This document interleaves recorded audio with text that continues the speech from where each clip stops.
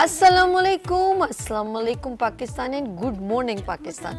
कैसे हैं आप लोग? और हमेशा की तरह देती हूँ दुआ, खुश रहें, आबाद रहें, अपनों के साथ रहें, एक दूसरे का ख्याल रखें और ख़ास तौर पे अपने वालिदैन का, जो अल्लाह पाक का बहुत ही कीमती तोहफ़ा। एक दुआ और इसमें ऐड करती हूँ कि अल्लाह पाक आप सबको देने वाला बनाए, मांगने वाला ना बनाए। आमीन सुम आमीन। प्रोग्राम का आगाज़, मैंने अपने मॉर्निंग शो का आगाज़ तो कर लिया है और हमेशा आप पर दुआओं की बरसात करने की कोशिश करती हूँ, ना सिर्फ स्क्रीन पर बल्कि वैसे भी हमें एक दूसरे के लिए दुआ गो होना चाहिए। और अल्लाह को दुआ करना बहुत पसंद है, उससे मांगना बहुत पसंद है। मांगने वाला ज़रूर बनाए, लेकिन उस ज़ात के आगे झुकने वाला, उस ज़ात से मांगने वाला बनाए। ज़िंदगी में खुदा ने अगर हम सबसे पहले हज़रत आदम अलैहिस्सलाम का वजूद हुआ। नाज़रीन, हम इस साइड पर आ जाते हैं। हज़रत आदम अलैहिस्सलाम सबसे पहले दुनिया में, जो मैं कहूँगी कि हमारे तमाम दुनिया के जितने दुनिया में लोग पैदा हुए, हम सब के पहले वालिद और पहली वालदा बीबी हवा, यूँ कहेंगे हम सब उनकी औलाद में, और सबसे पहले उनका वजूद हुआ। और उन्होंने भी, अल्लाह ने कोई सोच के, कुछ एक क्रिएशन है, मेरे रब बेहतर जानता है कि क्या होगा क्या नहीं होगा, और ये सबसे पहले तय हो चुका है, हम उसको आगे पीछे नहीं कर सकते। अल्लाह पाक ने तमाम अंबिया कराम, तमाम बुजुर्गान दीन, सब पर आजमाइशें आई हैं, और ये एक जजमेंट होती है इंसानियत को परखने की कि हम दूसरों के लिए कितने बेहतर हैं और हम दूसरों के लिए कितनी आसानियां पैदा कर सकते हैं। कभी कभी हम अपनी ज़ात में खो जाते हैं, और दुनिया में ये सारी चीज़ें हमें एक दूसरे को परखने में और अपने आप को टटोलने में कि हम दुनिया में आए किस काम से हैं और हम दूसरों के लिए आसानियां पैदा कर सकते हैं। जानवरों का भी वजूद हुआ है, लेकिन जानवर सारा दिन किसी और के लिए नहीं, बल्कि उसका काम ये होता है खाना पीना और सोना है। और कुछ जानवरों को मुंतखब किया जाता है, जैसे हम उनको खच्चर के तौर पे इस्तेमाल करते हैं, कुछ हम लोग दरवाजे पे जानवरों को सेफ साइड के लिए रखते हैं। लेकिन परिंदों का क्या काम है? वो रोज़ाना सुबह उसी तरह उसी परवाज़ से उठते हैं, खाते हैं पीते हैं, मशरफुल मखलूक़ात हैं।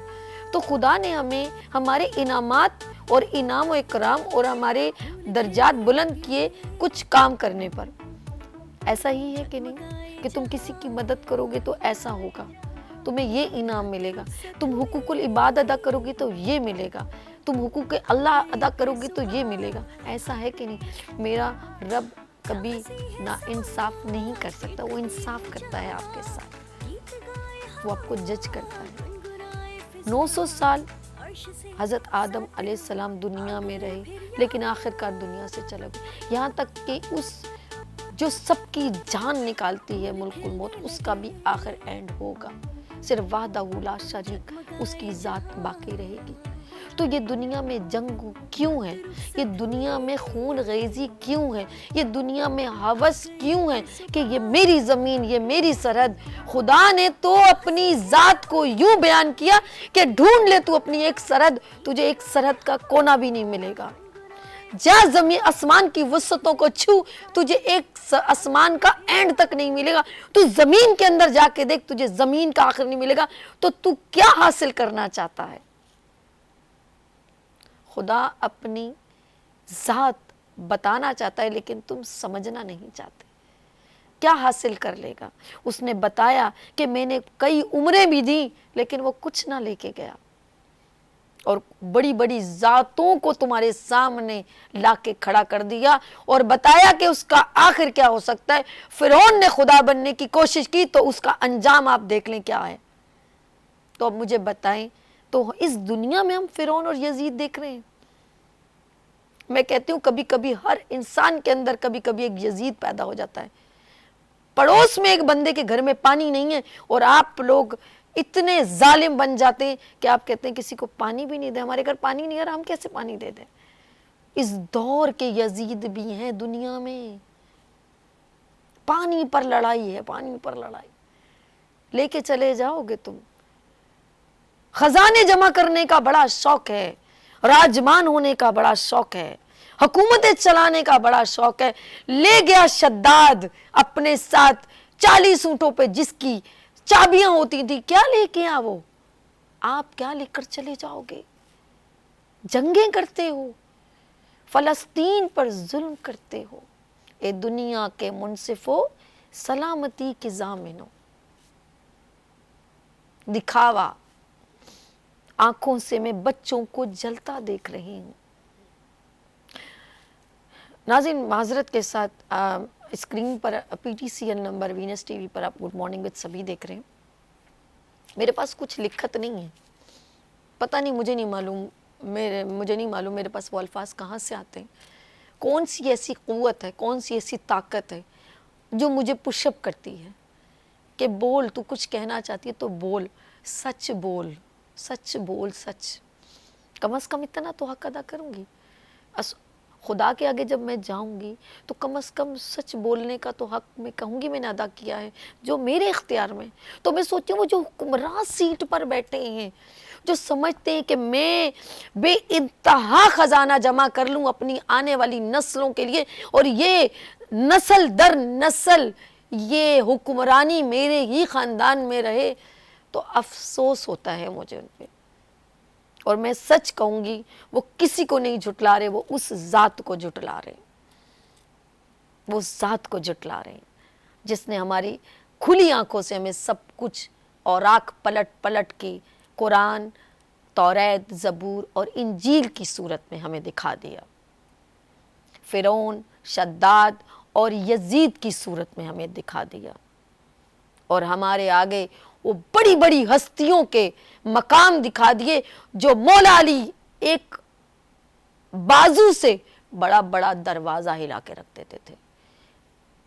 वो 313 की कौम नबी सल्लल्लाहु अलैहि वसल्लम ने जंग में की, वो 313 क्या होते हैं, हज़ारों का लश्कर, वो सूरह फील अबाबील की सूरत में दिखा दिया। तो अब क्या करते हो, और तुम खुदा की कौन कौन सी नेमतों को जुटलाओगे। सब जानते हैं, चाहे वो यहूदी हो, नसार हो, ईसाई हो, हिंदू हो, मुसलमान हो, सब जानते हैं कि ये दुनिया फ़ानी है, ख़त्म है सब। लेकिन फिर भी एक हवस है, क्योंकि शैतान ने कहा था, अल्लाह ने उसे इजाज़त दे दी थी ना, तो आप देख लें कि आपने किसका साथ देना है।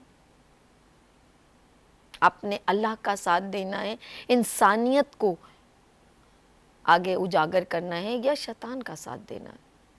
हमारे साथ या लाइन पर है। हेलो, अस्सलाम वालेकुम। वालेकुम अस्सलाम, सभी आपको बहुत सलाम हो जी। अस्सलाम वालेकुम, कैसे हैं या? ठीक है, अल्हम्दुलिल्लाह, माशाल्लाह, बड़े अच्छे आपने बातें की और अपने दिल के जज्बात का इजहार किया। और मैं खुद भी इस बात का कायल हूँ कि कम से कम अगर आप कुछ नहीं कर सकते तो एटलीस्ट अपने अल्फाजों से, अपनी कुव्वत इरादी से कम कुछ बात तो करें, कुछ हिम्मत तो करें। लेकिन मसला ये है कि अब जैसे जो कुछ हो रहा है फ़लस्तीन में, ज़ाहिर है हम खून के आंसू तो रो रहा है दिल, लेकिन अरबाब इख्तियार वो क्या कर रहे हैं। सबसे बड़ी बात है कि जिन्होंने अल्लाह जिन मुसलमान मुल्कों को अल्लाह ने तौफीक दी है। अब आपने कहा ना कि दुनिया की याशी में पड़े हुए तो सोने के बिस्तर बना रहे हैं, सोने के नल लगा रहे हैं, लेकिन यकीन करें कि उनको ये एहसास नहीं हो रहा कि किस कदर वो जुल्म सह रहे हैं हमारे फ़लस्तीनी भाई। और उनका जो उनके अड़ोस पड़ोस के मुल्क हैं, जो अरब ममालिक हैं, वो सिवाय दुहाई देने के और उसके अलावा कुछ काम नहीं कर रहे। तो मेरे ख्याल में बात यह है कि जब हमारे अगर आप पूरा तारीख़ इस्लामी देखें ना, तो हमारी जो नाकामी की वजह यही कि हम जब अय्याशी में पड़ गए और अपने इक़्तिदार के पीछे लगे रहे, तो उसके बाद हमारा डाउनफॉल शुरू हुआ। आपने मिसाल दी ना 313 की, ग़ज़वा बदर की, तो मैं कहता हूँ कि अल्लाह की नबी जरूर आती है, लेकिन वो जज्बा तो हो, वो ईमान तो हो। सुभान अल्लाह, कैसे आएगी? बहुत प्यारी बात। बिल्कुल, मैं अपने समेत बात करूं ना, हमारे ना वो जज्बा ईमानी है, ना हमारे अंदर वो सच है, ना हमारे अंदर वो खुदा खौफी है। जब वो खुदा की खौफी होगी तो तब आएगी ना, निंदा कैसे आएगी? अल्लाह की मदद तो हजरत इब्राहिम को भी आई, वो इस तरह आई कि जब आग बोलो गुलजार हो गई। क्योंकि वो ये है कि जब उनका तो स्पिरिट और जज्बा ऐसा था ना, मैं तो आपको यकीन करें कि एक मिसाल दूं, हम तो अपने जो क्रिकेट मैच खेलने जाते हैं उसमें हमारे पास जज्बे खत्म हो गए। ये तो फिर अल्लाह की राह में निकलने की बात है ना, इसके लिए तो बड़ी हिम्मत और हौसला चाहिए।